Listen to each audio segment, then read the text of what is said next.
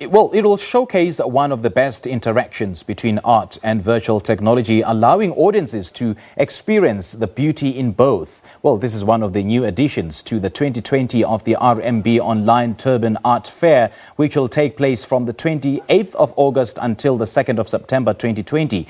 But to tell us more, we joined via Skype by Glynis Hyslop, who is the founder of RMB Turbine Art Fair. A very good morning to you. Thank you so much for joining us. Welcome. Thank you. First of all, take us through what these art fairs seeks to achieve in this year's edition.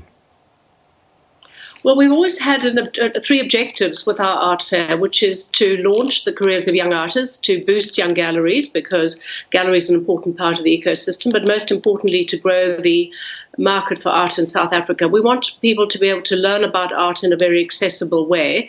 Sadly, this year, of course, we can't do it in real life, though it's one of my favorite weekends of the year. And we felt, however, that we should take it online. You know, artists have a very fragile economy. They've had a difficult time in lockdown. Galleries have been closed. We felt it was important that they could showcase all the beautiful work that they'll be doing, and that people could come out as usual and support all our young and emerging artists. Okay, and take us through how this year's edition will be like and what art lovers can actually look forward to. Well, we've got something for everyone as usual, and a bit of everything, from abstract work to very, very realistic work, from pretty pictures to very challenging and thought-provoking pictures. We've got etchings, we've got screen prints, there's sculpture, which can take the form of anything from a normal sculpture that you'd expect to something made out of paper, something made out of clay.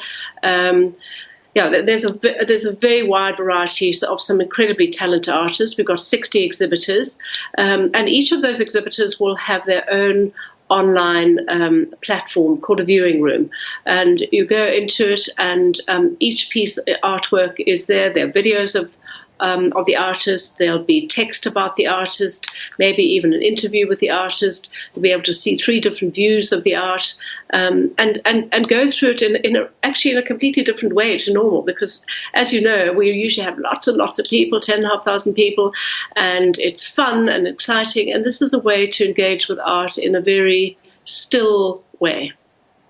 I mean, it sounds like fun. And how do you then decide on the various banners and themes for the fair? Well, this year our vision, we decided the theme for the fair would be Vision 2020. We didn't really know what 2020 had in store for us at that time. And most of the projects then are around that. So we have First Look, which is a digital and virtual reality project. We've got Looking Back, which is old masters or South African, two very famous South African artists from the past. We've got a fabulous talks program.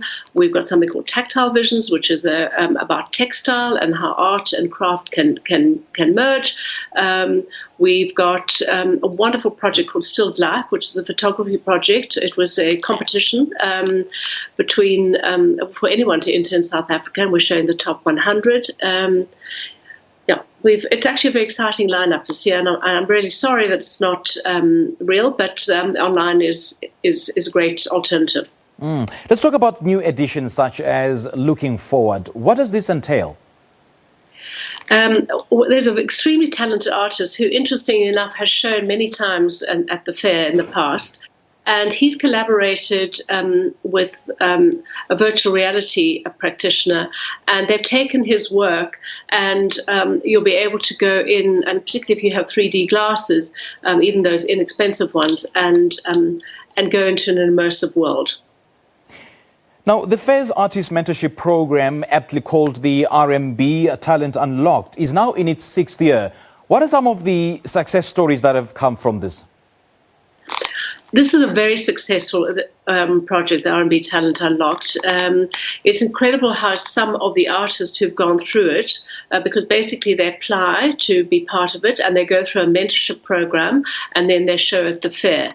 This year it was decided they would take some of the people who'd previously been through the program and give them an additional level of mentorship. And it's fabulous to see how they've really pushed themselves to a new level. But there are many people who've gone through that program that have become really extremely successful artists. Glynis, I understand there are other, aspects of the fair, such as the New World Order and the tactile visions woven. Take us through those. So one of the things that we thought was important is not only to launch the careers of young artists, but also at this time to perhaps help the art schools.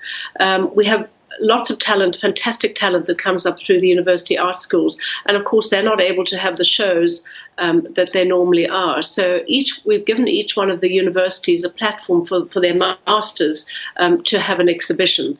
And in keeping with that, we thought it was important to look at what art educators are doing. So New World Order is an interesting exhibition focused on art educators who are the people who are going to take all these new young people forward and educate them in the years to come. You've just taken us through some of the aspects and new additions in this year's art fair, and we know that some people will be playing a very important role, such as Savannah Fike, Musa Nxumalo and Greg Marinovich at this fair. What will their roles be?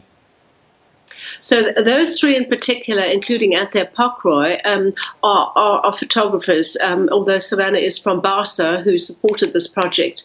They were the judges of stilled life. Greg Marinovich is an incredibly famous photojournalist. He lives in America now, but he's a South African.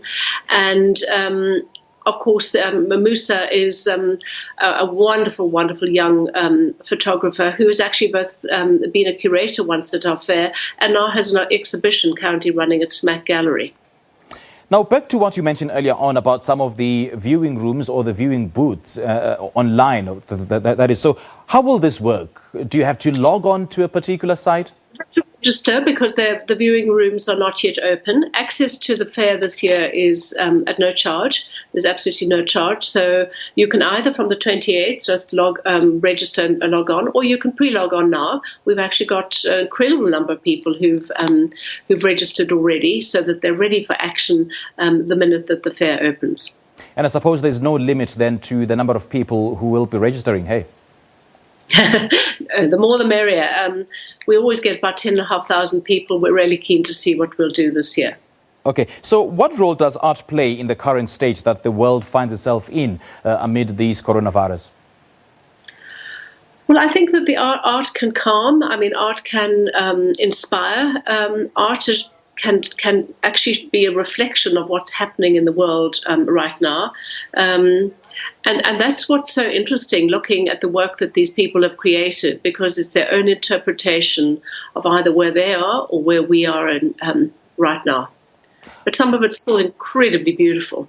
Well, no doubt that South Africa is just a huge pool of talent and, artistic creativity. And I suppose then you'd find it very, very difficult to enlist the services of each and all of these artists. So how do you strike the balance in terms of ensuring that a certain number of artists partake in a certain edition and not leaving some of these artists? Well, each gallery decides who they're going to bring to the fair, as well as the special projects.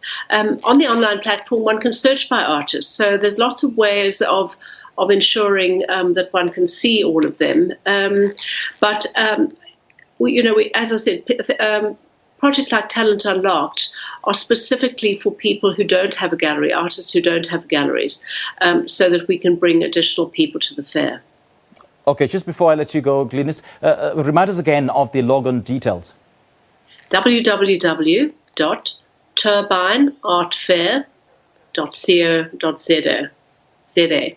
We hope to see as many of your listeners as possible.